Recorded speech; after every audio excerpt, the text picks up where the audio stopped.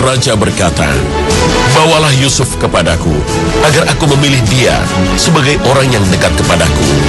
Maka tatkala raja telah bercakap-cakap dengan dia, dia berkata, "Sesungguhnya kamu mulai hari ini menjadi seorang yang berkedudukan tinggi lagi dipercaya pada sisi kami."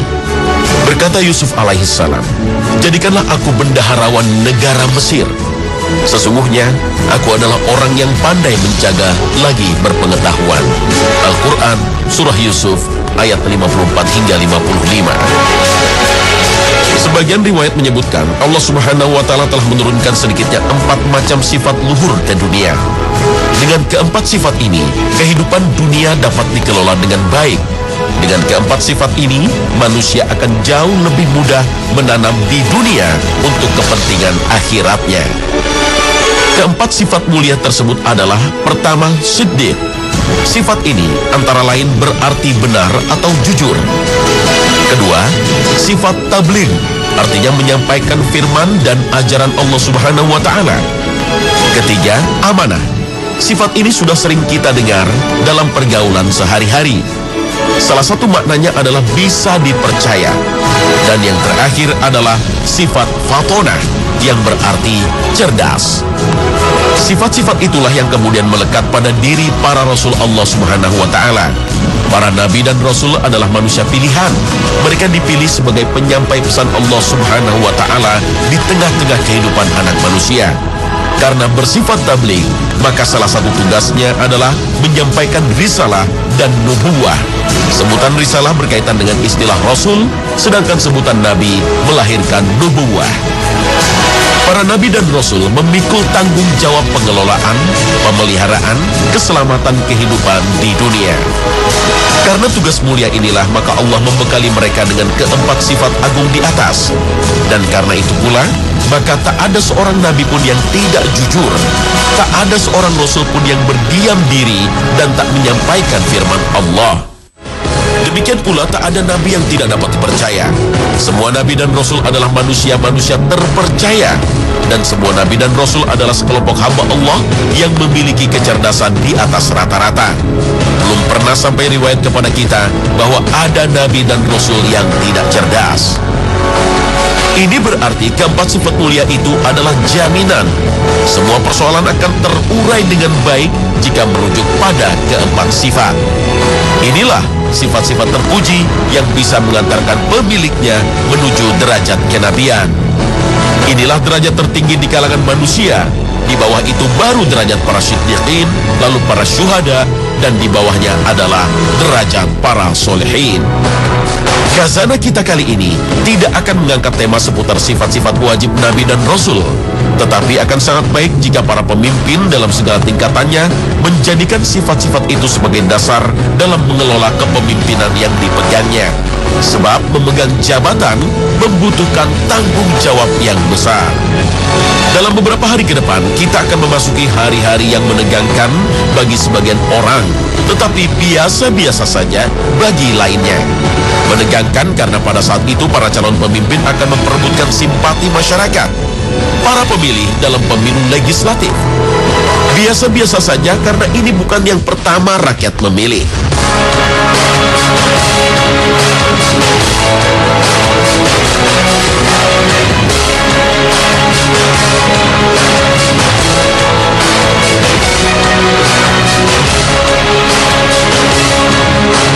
Assalamualaikum warahmatullahi wabarakatuh. Selamat pagi pemirsa Trans 7. Khazanah, ensiklopedia Islam dunia, pagi ini kembali hadir untuk saling berwasiat dalam kebajikan. Semoga Allah Ta'ala senantiasa memberi hidayah dan taufiknya hingga kita termasuk orang-orang yang beruntung di dunia hingga ke akhirat. Amin ya rabbal alamin. Sahabat Abu Dzar Al-Ghifari radhiyallahu anhu, ia berkata, "Wahai Rasulullah sallallahu alaihi wasallam, tidakkah engkau menjadikanku sebagai pemimpin?" Mendengar permintaanku tersebut, beliau menepuk pundakku seraya berkata, "Ya Abu Dzar, engkau seorang yang lemah, sementara kepemimpinan itu adalah amanah. Dan nanti pada hari kiamat, ia akan menjadi kehinaan dan penyesalan, kecuali orang yang mengambil dengan haknya dan menunaikan apa yang seharusnya ia tunaikan dalam kepemimpinan tersebut." Hadis riwayat Muslim.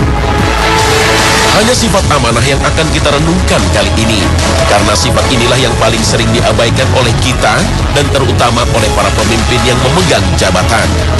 Bukankah sampai sejauh ini tak sedikit mereka yang berjuang mengorbankan hartanya, mengabaikan kesehatannya, menghabiskan waktu-waktunya demi sebuah jabatan? Hadis di atas memberi kita peringatan yang tegas.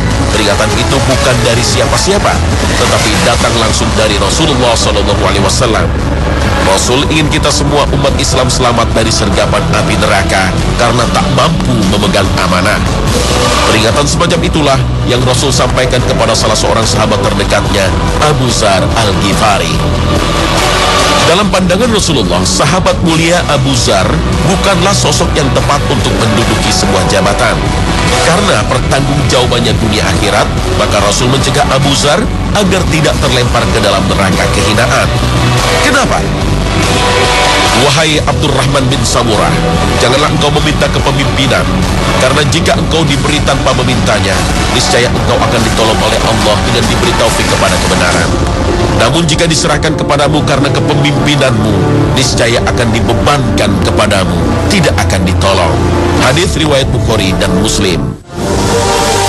Secara pribadi, sejarah melaporkan kepada kita bahwa Abu Dzar adalah sahabat yang zuhud dan wara. Beliau dikenal sangat soleh dan menjalani kehidupan dengan penuh kesahajaan. Ketika tahu Abu Dzar meminta jabatan tertentu, Rasul langsung mencegahnya. Beliau tidak ingin Abu Dzar disibukkan oleh hal-hal yang berada di luar kemampuannya. Kepemimpinan membutuhkan kualifikasi tertentu, sehingga tidak semua orang, hatta sahabat sebaik Abu Dzar, akan mampu menjalankannya. Ibarat sebuah mata uang, kepemimpinan adalah kepingan lain selain pertanggungjawaban. Dan kisah Abu Dzar bukan yang pertama dalam sejarah kepemimpinan Islam. Ketika sahabat Abu Bakar As-Siddiq radhiyallahu anhu diminta memikul tanggung jawab sebagai penerus tugas-tugas keumatan Rasulullah, beliau tegas menolaknya. Beliau menyebut nama sahabat Umar bin Khattab radhiyallahu anhu sebagai sosok yang tepat. Umar yang tegas adalah figur yang pantas untuk tugas mempertahankan dan melanjutkan penyebaran risalah Islam. Nama lainnya yang disebut adalah sahabat Utsman bin Affan, Ali bin Abi Thalib, Sa'ad bin Ubadah radhiyallahu anhum, dan lain-lain. Para muhajirin dan ansor adalah lumbung para pemimpin. Abu Bakar radhiyallahu anhu menyadari kelemahan dirinya, sehingga ia merasa akan semakin lemah jika diamanahi kepemimpinan umat. Tetapi Umar bin Khattab tidak bergeming. Dalam pandangannya, Abu Bakar adalah orang yang tepat untuk tugas itu. Dialah lelaki dewasa pertama yang menyambut ajakan Rasulullah untuk memeluk agama Islam. Ketika Abu Bakar wafat, sahabat Umar merasa berat menerima estafet kepemimpinan umat. Ia menyadari betapa jauh kualitas dirinya dibanding khalifah pendahulunya. Terbayang sudah dalam benaknya betapa tak akan mudah mempertahankan, apalagi melampaui kepemimpinan Abu Bakar. Namun sejarah lantas mencatat, Umarlah khalifah dalam Islam yang sukses membuat Islam bergema di belahan dunia. Sesungguhnya kalian nanti akan sangat berambisi terhadap kepemimpinan, padahal kelak di hari kiamat ia akan menjadi penyesalan. Hadis riwayat Bukhari. Di bulan April tahun 2014 ini dan di bulan itu pada setiap tahun, bangsa kita memasuki apa yang disebut dengan pesta demokrasi. Begitu riuhnya pesta itu, sering jauh-jauh hari kita sudah mencium aromanya. Para elit anak-anak negeri ini dengan berbagai dalih, banyak yang berburu jabatan. Tindakan yang oleh Rasul dilarang untuk sahabat Abu Dzar. Demokrasi telah mengajarkan secara fasih bagaimana para elit merebut posisi politik tanpa rasa sungkan, tak punya rasa malu, bahkan sering dengan sikap narsis, mengaku yang paling pantas untuk menduduki posisi tertentu. Untuk tujuan itu, segala cara mereka tempuh, termasuk memaksa kawan seiring. Politik uang adalah hal biasa bagi mereka. Kita hanya bisa berharap semoga niat utama meraih posisi-posisi publik itu benar-benar bermotif dengan memperjuangkan maslahah ammah demi mengurus hajat hidup orang banyak. Paling kurang sebagai jalan mewujudkan cita-cita nasional yang diletakkan oleh para pendiri republik ini. Dan yang lebih mulia dari itu adalah jika perjuangan itu berujung pada keridhaan Allah Subhanahu wa Ta'ala. Karena itulah, Rasulullah SAW melarang orang yang tidak cakap untuk memangku jabatan, sebab ia tidak akan mampu mengemban tugas tersebut dengan semestinya. Rasulullah SAW juga bersabda, apabila amanah telah disia-siakan, maka nantikanlah tibanya hari kiamat. Ada yang bertanya, wahai Rasulullah, apa yang dimaksud dengan menyia-nyiakan amanah? Beliau menjawab, apabila perkara itu diserahkan kepada selain ahlinya, maka nantikanlah tibanya hari kiamat. Hadis riwayat Bukhari. Sungguh ironis jika jabatan-jabatan yang saat ini jadi bancakan itu hanya dijadikan sebagai kendaraan untuk meraih kekuasaan, harta, dan kejayaan duniawi. Kalau itu tujuannya, maka jangan harap mereka akan mampu bersikap amanah dalam memegang jabatan publik. Mereka akan menjadikan jabatan semata sebagai kendaraan untuk memetik ambisi kehidupan dunia mereka. Apa yang menjadi bahan pemberitaan media nasional beberapa tahun terakhir adalah bukti nyata betapa jabatan hanya masalah pribadi. Ratusan anggota dewan masuk penjara, puluhan kepala daerah memenuhi hotel Prodeo. Para mantan menteri yang terhormat lalu menjadi tidak terhormat karena harus melalui masa tuanya di balik jeruji besi. Semoga kita bisa mencapai derajat husnul khotimah di ujung usia kita. Di bulan April 4 tahun yang lalu atau mungkin belasan tahun silam, mereka adalah penikmat pesta demokrasi, menebar janji, mematut-matut diri, menghambur-hamburkan uang. Rupanya jabatan bukan lagi amanat yang harus dipertanggungjawabkan.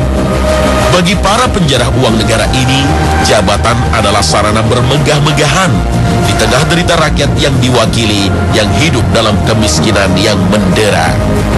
Jabatan tidak boleh diberikan kepada orang yang memintanya, apalagi kepada mereka yang meminta dengan penuh ambisi. Abu Musa radhiyallahu anhu berkata, aku dan dua orang laki-laki dari kaumku pernah masuk menemui Rasulullah SAW. Maka salah seorang dari keduanya berkata, angkatlah kami sebagai pemimpin wahai Rasulullah. Temannya pun meminta hal yang sama. Bersabdalah Rasulullah SAW, kami tidak menyerahkan kepemimpinan ini kepada orang yang memintanya, dan tidak pula kepada orang yang berambisi untuk mendapatkannya. Hadis riwayat Bukhari, Muslim. Kenapa ini semua bisa terjadi? Kenapa begitu mudah mereka bersikap aniaya terhadap diri sendiri, keluarga, dan lingkungannya? Sebab meminta kepemimpinan dan jabatan adalah pantangan yang sejak dahulu kala sudah diingatkan oleh para nabi dan para rasul. Kita tidak tahu persis apa yang bersarang di benak para pemburu kedudukan ini. Kalau mereka ingin meniru Nabi Yusuf alaihissalam, maka mereka salah besar. Nabi Yusuf memang meminta jabatan, tapi beliau melakukan itu karena kualifikasi dan kompetensi yang ada pada beliau.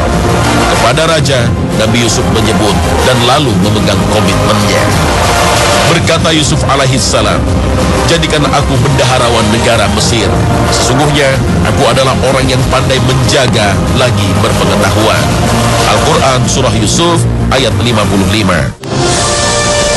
Nabi Yusuf dikenal karena kejujurannya. Nabi Yusuf dianugerahi Allah Subhanahu wa Ta'ala kemampuan untuk menjaga dan memelihara. Dua sifat inilah yang jarang dipunya oleh kita dan para pemimpin kita. Terlebih mereka yang merengek-rengek minta jabatan, meminta diberi amanat untuk bisa duduk enak di kursi legislatif. Kita dengan menafsir secara telanjang ayat di atas sangat mungkin meminta jabatan, melamar sebuah kedudukan publik, atau memperebutkan sebuah kepemimpinan, tapi dengan syarat. Syarat itu yang diajukan Nabi Yusuf kepada raja. Syarat itu adalah inni hafizun alim. Aku adalah orang yang pandai menjaga, lagi berpengetahuan. Ayat di atas mendahulukan kata hafiz yang berarti pemelihara sebelum penyebutan alim yang bermakna amat berpengetahuan. Kenapa? Karena pemeliharaan amanah lebih penting daripada pengetahuan. Seseorang yang memelihara amanah tetapi tidak berpengetahuan akan terdorong untuk meraih pengetahuan yang belum dimilikinya. Sebaliknya, seseorang yang berpengetahuan tetapi tidak memiliki amanah bisa jadi ia menggunakan pengetahuannya untuk mengkhianati amanah. Ini serupa dengan surat Al-Baqarah ayat 282 yang mendahulukan keadilan daripada pengetahuan. Al-Imam Asy-Syaukani berkata, Nabi Yusuf meminta demikian karena kepercayaan para nabi terhadap diri mereka dengan sebab adanya penjagaan dari Allah terhadap dosa-dosa mereka.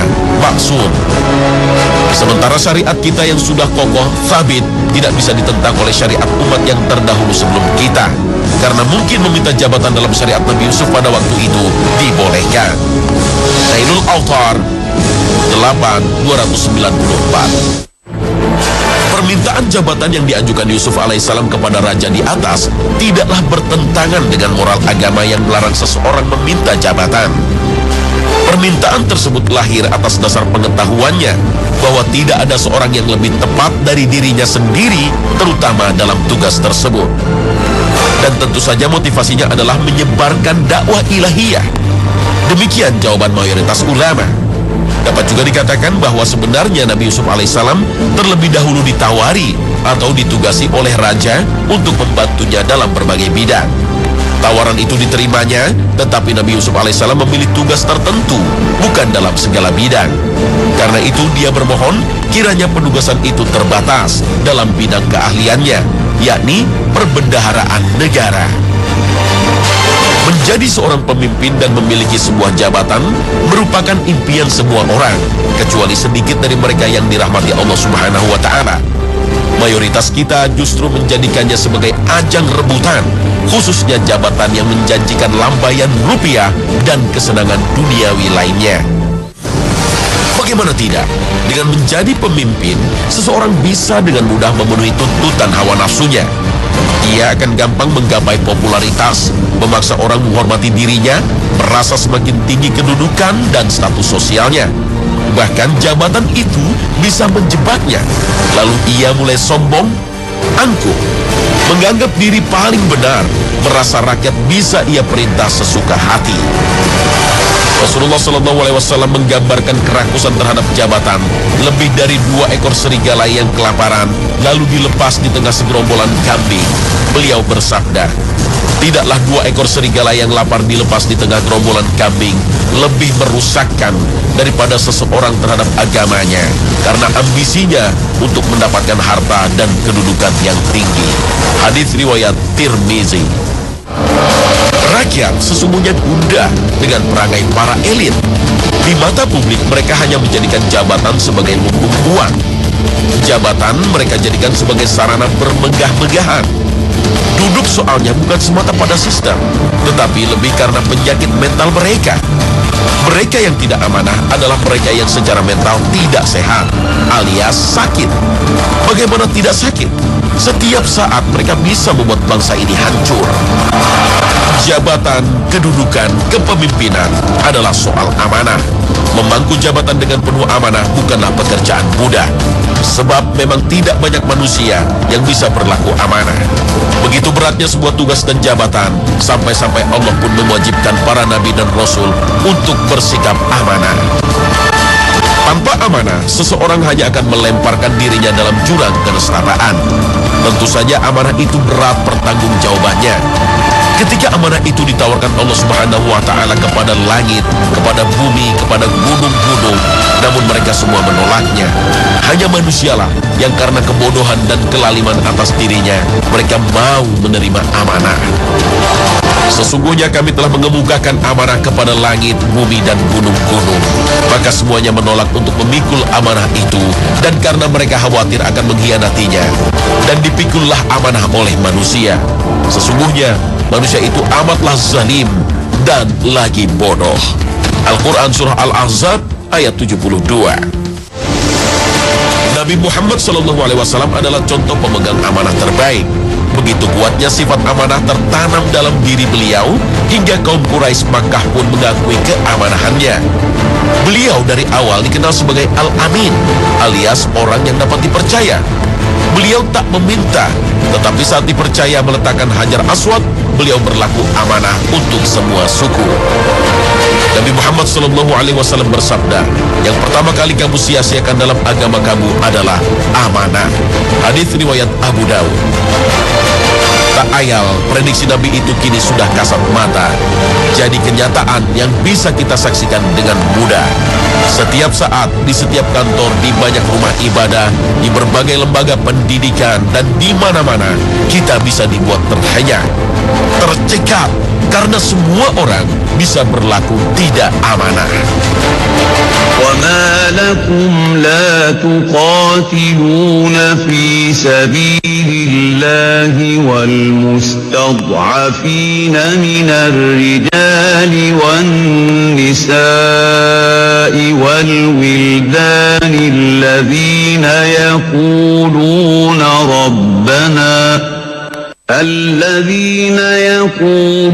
ربنا أخرجنا من هذه القرية الظالم أهلها واجعل لنا من لدنك وليا واجعل لنا من لدنك نصيرا.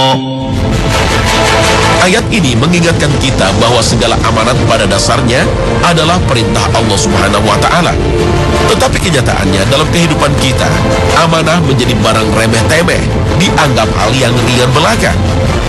Berkhianat, mengabaikan amanah menjadi hal lumrah, seakan tak menyimpan konsekuensi ilahiyah. Ini menjadi pelajaran mahal bagi para calon pemimpin. Jika tidak memiliki modal amanah, maka tidak pantas tugas kepemimpinan dibebankan pada pundaknya. Kelak pada hari kiamat, kedudukan itu akan menjadi penyesalan paling besar. Itu karena ketidakmampuan dan ketidakjujuran dalam memegang amanah.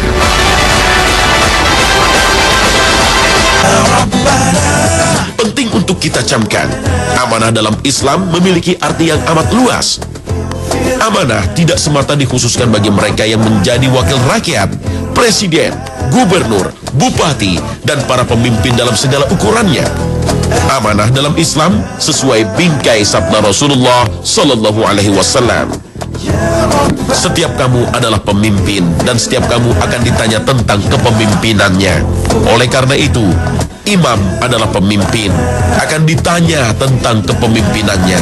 Suami adalah pemimpin, ia akan ditanya tentang kepemimpinannya.